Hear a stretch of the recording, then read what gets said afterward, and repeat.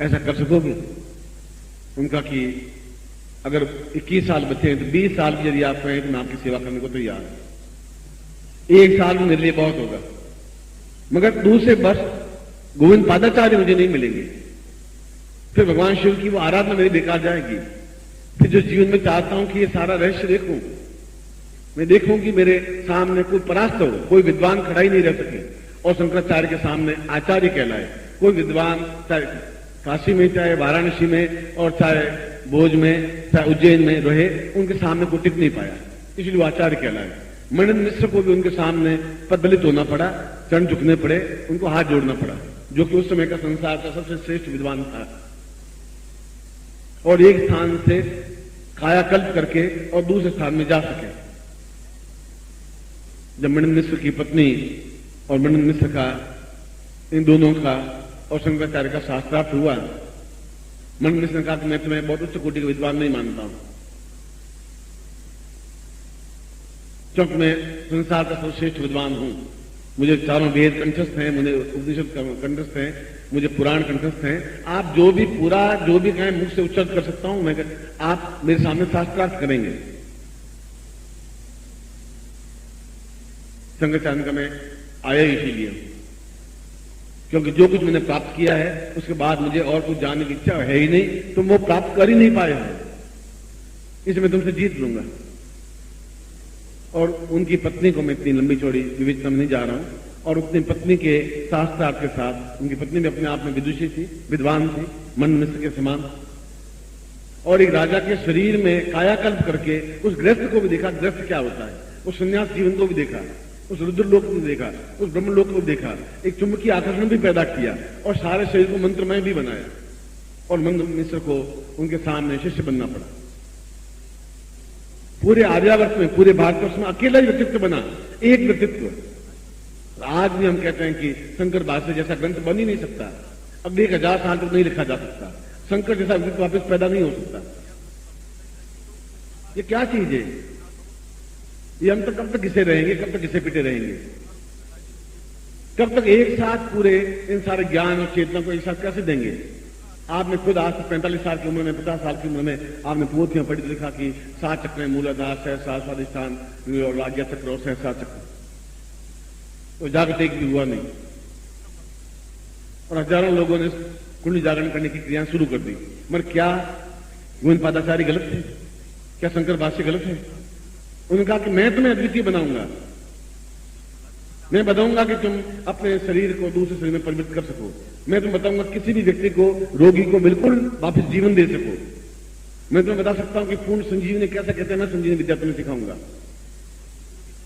मैं तुम्हें बता सकता हूं कि एक क्षण में एक स्थान से दूसरे स्थान पर जा सकें, वहां देख सकें, और उस काल को देख सकें कि 2 जन्म जीवन पहले, 5 जन्म जीवन पहले क्या था, आगे के 5 जीवन पहले क्या है, 2 घंटे बाद क्या घटना घटित होने वाली है और मुझे क्या करना है। और सारा वेद, सारा पुराण, सारा उपनिषद, सारे मंत्र, सारी साधनाएं अपने आप में तुम्हारे शरीर में समाहित हो जाएं। मगर यह होगा सिद्धार्थ दिवस के अवसर पर। आप शंकर भाष्य पढ़ना, देख लें आप। और आज सिद्धार्थ दिवस है और मैं निश्चय किया था कि 2 दिन केवल आपको घुमाऊंगा, कभी काली साधना कराऊंगा, भुवनेश्वरी साधना कराऊंगा, चिन्मत्ता साधना करवाऊंगा। विचार यही लेके शुरुआत हुआ थी। पहले दिन अगर डायरी पढ़े तो आप देख लीजिए कि एक धूमावती साधना करवानी है, एक चिन्मत्ता साधना करवानी है, एक बगलामुखी साधना करवानी है। 3 दिन खत्म हो गए तो दिन पूर्ण आहुति करवा दूंगा।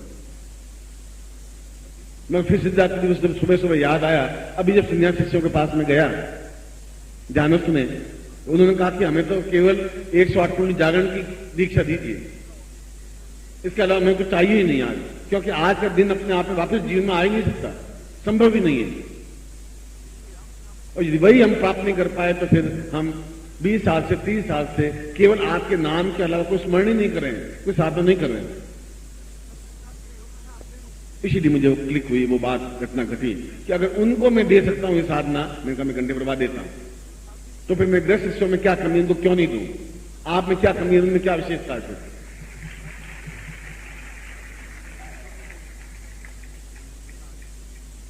इस ज्ञान और चेतना को समझने के लिए कि ये अपने आप में 6 साधनाएं एक अद्वितीय हैं, देव दुर्लभ हैं, श्रेष्ठतम है और प्रत्येक सन्यासी के लिए अगर आवश्यक है तो प्रत्येक गृहस्थ के लिए भी आवश्यक है, क्योंकि हमारे लिए तो और ज्यादा आवश्यक है। हम पग पग पर बाधाएं आवे तो मालूम पड़ जाए कहां समस्या आने वाली है।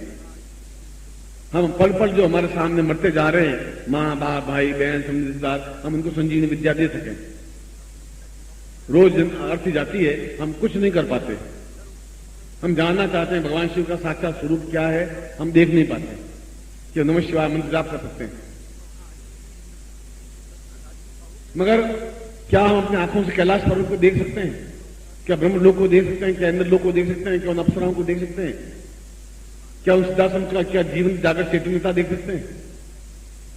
और गोविंद पादाचार्य ने कहा कि मैं तुम्हें सिद्धार्थ दिवस के अवसर पर आप मेरे पास आना, मैं दीक्षा दूंगा। मैं तुम सन्यासी हो और तुम्हें उसमें रुकना पड़ेगा। और मैंने आज ये प्रश्न ये किया कि सन्यासी और गृहस्थ में फिर अंतर क्या है? गृहस्थ भी अपने आप में उतना ही कठिन कार्य है जितना सन्यास कठिन कार्य है। सन्यास से ज्यादा कठिन कार्य है। इन लोगों को उस जगह क्यों नहीं पहुंचाऊं जहां आपको मैं पहुंचा रहा हूं। उनको भी उतना ही धर्म उतना ही कर्तव्य जो आज का दिन आपके लिए अनुकूल है उनके लिए भी अद्वितीय है। और फिर ये साधना आपको मिल नहीं सकती, फिर बार बार ऐसी स्थिति बन नहीं सकती, बार बार ऐसी चेतना आएगी नहीं आ सकती, बार बार ऐसा कोई नूर मिल नहीं सकता। जन्म दिवस के अवसर पर भी क्रोह में बाहर में कोई दूसरी साधना संपन्न करवाई, मगर ये साधना तो पिछले 50 साल में संपन्न करवाई नहीं। आप खुद मेरे सामने प्रमाण है, साक्षीभूत है। इसलिए मैं करवा ही नहीं सकता था। संभव इसलिए संभव नहीं था कि ये इतनी उच्च कोटि की साधना है कि आप उस जगह पहुंच नहीं पाते थे चाहते हुए भी। मगर क्रोध और जिद्द इसलिए आई कि संरक्षण का हम ही प्राप्त कर सकते हैं। मैं कहा तुम प्राप्त कर सकते हो तो मेरे ग्रस्त भी प्राप्त कर सकते हैं, उनको भी मैं ही दूंगा। उनका कि ये मलमूत्र भरी शरीर है, उनका मैं उस शरीर को प्राण में बना दूंगा। अगर ये देह है मलमूत्र भरी है तो प्राण में बना दूंगा। जब अन्नमय कोष की जरूरत ही नहीं है, अन्न खाने की जरूरत नहीं है, पानी पीने की जरूरत नहीं है, अन्नमय कोष को प्राणमय कोष में परिवर्तित तो करना है। परिवर्तित करने पर उस जगह पहुंच जाएंगे जहां तुम पहुंचे हुए हो। उसके बाद में उन सभी चीजों को एक साथ उनको प्रोवाइड कर दूंगा, दे दूंगा। यही कसमकस चल रही थी, यही संघर्ष चल रहा था। और वे सभी उत्सुक होकर के देख रहे हैं कि ये बिल्कुल एक नई पगडंडी, नया रास्ता बन रहे हैं। जो देना ही नहीं चाहिए उनको ये दे रहे हैं इतना दुर्लभ ज्ञान कि वे कल को कुछ भी कर लेंगे। मैं चाहता हूं वे कुछ भी करें और संसार में उस जैसा कोई व्यक्तित्व नहीं बने। मैं यही चाहता हूं करें वो। अब जिद नहीं है, हठ नहीं है तो फिर पुरुषार्थ भी क्या है, पौरुषता भी क्या है? कोई सन्यासी को ठेका थोड़े ले रखा कि वही करेंगे। गृहस्थ भी उतने प्यार है, उतने प्रेम है आप लोगों से जितना सन्यासियों से है, शायद उससे भी ज्यादा है, क्योंकि आप आके पैरों से लिपट जाते हैं। एक क्षण भी आपकी आंखों से आंसू निकलता है, छूटता नहीं है, इतना आप याद करते हैं। और मैं जानबूझ करके ये प्रयोग नहीं करवा रहा था आज तक। आज 15 मिनट पहले तक भी ये मानस में नहीं था। 15 मिनट मानस में दूसरी साधना लिखी हुई थी। मैंने कहा ये साधना मुझे करवानी है, प्रयोग करवाना है। मगर वहां जिद कि ये उनमें से कुछ सन्यासी थे जो बिल्कुल परिपक्व अवस्था में आ गए थे। जब मैंने कहा मैं तुम्हें इस बात को, इस प्रयोग को संपन्न करवाऊंगा, इस दीक्षा दूंगा, मगर मैं तो गृहस्थों को भी दूंगा। उनका सारे गृहस्थों को आप देंगे। मैं एक एक बच्चे को जो मां के पेट में होगा उसको भी दूंगा मैं, आप बाहर नहीं, पेट में बच्चा बैठा उसको भी दूंगा मैं। आप चमत्कार कह दीजिए, आप इस पर विश्वास करिए, आप इस पर अविश्वास करिए। ये आपके जीवन के पाप हैं जो आपके सामने आके खड़े होंगे। आप नहीं कर पाएंगे तो कई रूपों में पाप आके खड़ा होता है। कभी बेटे के रूप में पाप आके खड़ा होता है, कभी अविश्वास के रूप में जो पाप है कई रूपों में खड़े आते हैं। कभी स्त्री के रूप में पाप बन के खड़ा हो जाता है जो आपको साधना नहीं करने देता है। कभी पुत्र के रूप में आता है, कभी पिता के रूप में आता है, कभी आपके जीवन का संशय पाप बन करके आपके सामने आ जाता है। ये जीवन की न्यूनता है, क्योंकि आप गृहस्थ में हैं, मैं भी गृहस्थ में हूं। यदि मैं इस चीज को प्राप्त करके सफलता प्राप्त कर सकता हूं की है तो फिर आप भी कर सकते हैं और आपको मुझे करवा देनी चाहिए, हर हाल में करवा देनी चाहिए। और ये भी गारंटी है, सिद्धार्थ दिवस के अवसर पर मां जगदम्बा बैठी है, उन सन्यासी शिष्यों को पहले मैं आपको दीक्षा दूंगा, उनको बाद में दीक्षा दूंगा। ये बात निश्चय है। बैठे रहेंगे, बैठे रहेंगे। इस सिद्धार्थ अवसर पर, नवरात्रि के इस अवसर पर, नृत्य में रात्रि के अवसर पर, सिद्धि में रात्रि के इस अवसर पर, और रात्रि का मतलब रात नहीं होता है। रात्रि का मतलब जो अंधकार है उसको दूर करने की क्रिया, वो रात्रि कहलाती है। जो आपके अंदर अंधकार है क्या करें, कैसे करें, क्या होगा, क्या नहीं होगा। तो संशय आपके जीवन का पहला अंग है। पैदा होते ही आपको भ्रम पैदा हुआ तो संशय पैदा होता है, मैं जिंदा हूं, मरा हुआ हूं, बस जीवन में कुछ नहीं कर सकता। सियार शेर बन नहीं सकते, और शेर बनना है फिर हुंकार करनी पड़ेगी, उछलना ही पड़ेगा, हाथी के ऊपर कूदना ही पड़ेगा, उसके मस्तिष्क को फाड़ना ही पड़ेगा, तभी शेर बन सकता है। और आपको मैं शूकर बनाना चाहता नहीं, शियार बनाना नहीं चाहता हूं। और उसके बाद भी ये दीक्षा मैं दूंगा भी नहीं, आप साक्षीभूत रहेंगे, मैं नहीं करूंगा ये दीक्षा। ये तो एक जिद है, जिद हठ है, मगर प्रत्येक, मैंने कहा कि प्रत्येक को दूंगा, पुरुषों को भी, स्त्रियों को भी, स्त्रियों को नहीं। मैंने कहा कि उनके पेट में बालक है, बालक को भी दूंगा, तो मैं बाद में दूंगा, पहले मैं उनको दूंगा, ये बात मैं करूंगा। वो टुकुर टुकुर मेरा मुंह ताक रहे थे, ताकना स्वाभाविक। वो कह रहे थे ये क्या स्थिति है, ये पूर्ण सम्मोहन शक्ति दे देना, पूर्ण संजीवनी शक्ति उनको दे देना, पूर्ण रोम रोम में सारे मंत्र जागृत कर देना, अपने आप एक लोग से दूसरे लोग जाने की स्थिति बना देना, इस शरीर को, पूर्ण शरीर को अंगुष्ठ मात्र बना देना और पूर्ण प्राण में कोष में चले देना, और पूर्ण वेद वेदांत ज्ञात होते हुए श्रेष्ठतम अद्वितीय बन जाना। क्या छह चीजें एक साथ, और क्या इतने 108 पुण्य जागरण की क्रियाएं हो पाएंगी? क्या दीक्षाएं दे पाएंगे? और क्या ये करेंगे? उस नजरें उनकी हैं, उनकी होनी चाहिए। जो भी करें अद्वितीय करें, सामान्य जीवन जिए ही नहीं, श्रेष्ठतम जिए तो श्रेष्ठतम जिए।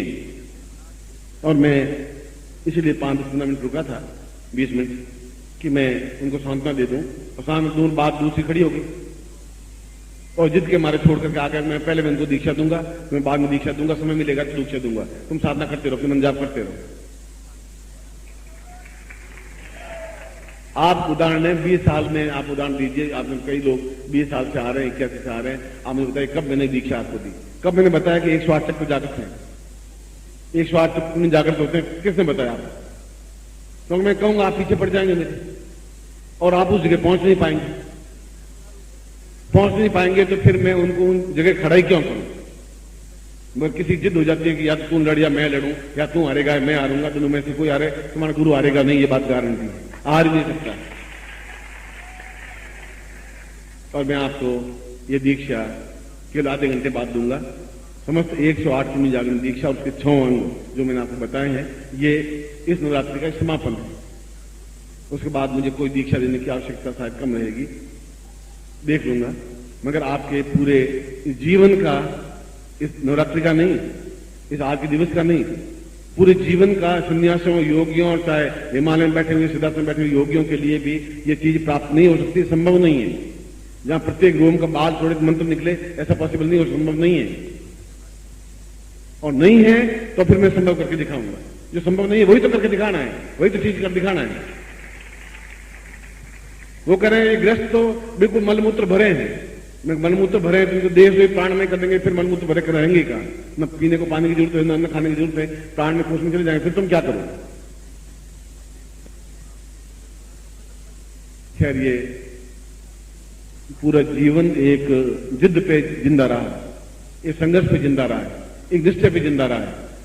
जो मना करेंगे वो काम करूंगा ही मैं, क्योंकि मेरा जीवन पूरा विद्रोही रहा है और अंतिम क्षण तक विद्रोही रहेगा। जाए तो एक अद्वितीय चीज लेके जाए, ऐसा दुर्लभ चीज लेके जाए कि किसी योगी को, यति को, सन्यासी को, तांत्रिक को, गुरु को पूछे तो वो टुक टुक ताकता रहे कि ऐसा कैसे संभव हुआ, ये कहां है? ये ग्रंथों में नहीं मिल पाएगा, इस पूरे जीवित ग्रंथ में मिल पाएगा, और कहीं मिल नहीं सकता, ये संभव नहीं है। और मैंने कल भी कहा था कि आपको अद्वितीय बनाना है, आज फिर कह रहा हूं कि आपको अद्वितीय का मतलब आपके समान दूसरा नहीं है, अद्वितीय। और आज फिर कह रहा हूं कि आप अद्वितीय ही आपको बनाना है। इस दीक्षा के माध्यम से मैं केवल 1 घंटे बाद या 1.25 घंटे बाद आऊंगा, ये मैं दीक्षा आपको दूंगा। मैं आपको आशीर्वाद देता हूं, आपकी कल्याण कामना करता हूं।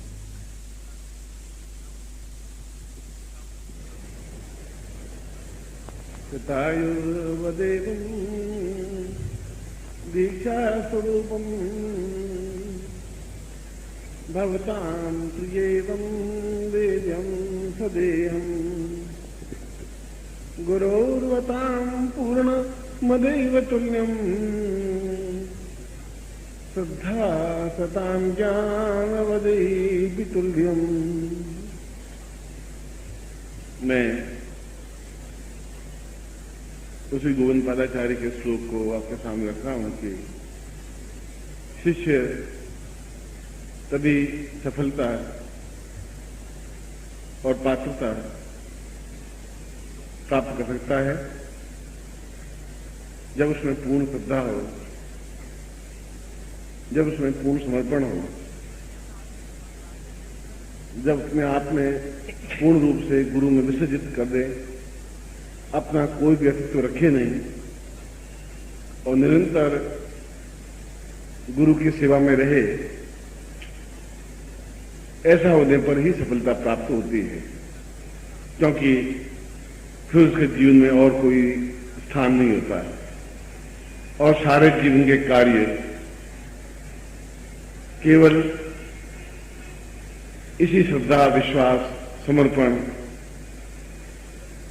और निरंतर सचेष्ट गुरु कार्य में संलग्न अगर साधक रहता है, शिष्य रहता है,